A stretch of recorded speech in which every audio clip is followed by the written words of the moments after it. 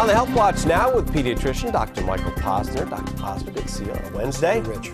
I understand that the old acetaminophen drops, which have been around forever, including before my kids were born, are now being actually phased out on drugstore shelves. Why and how is this happening?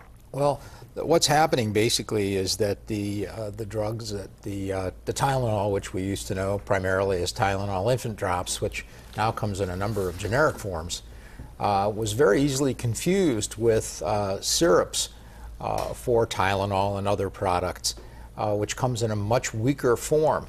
So the difficulty came up when people would think that the dose they had been giving in the syrup was the same dose they should be giving to their infant if they happened to use it, and that would give them a massively much larger dose than if they had used the drops. So the FDA has decided that the best way to ameliorate that risk is to limit the production of Tylenol for children to only one form, which will be the 160 milligram per teaspoon syrup.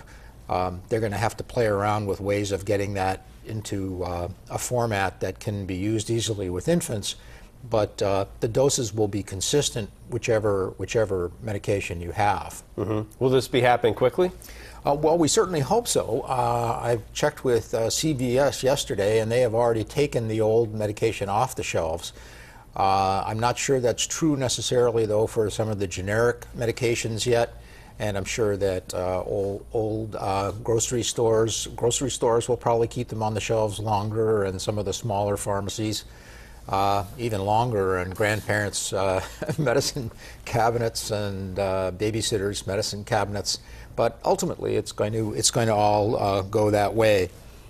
What should parents or grandparents do in the meantime? Well, the key is really making sure you know how many milligrams of medication your child needs, so that you should have some sheets available through your either from your pharmacy or from your pediatricians who can help you with that. Always check, specifically with infants. You want to double check the doses before you give them and calculate it out.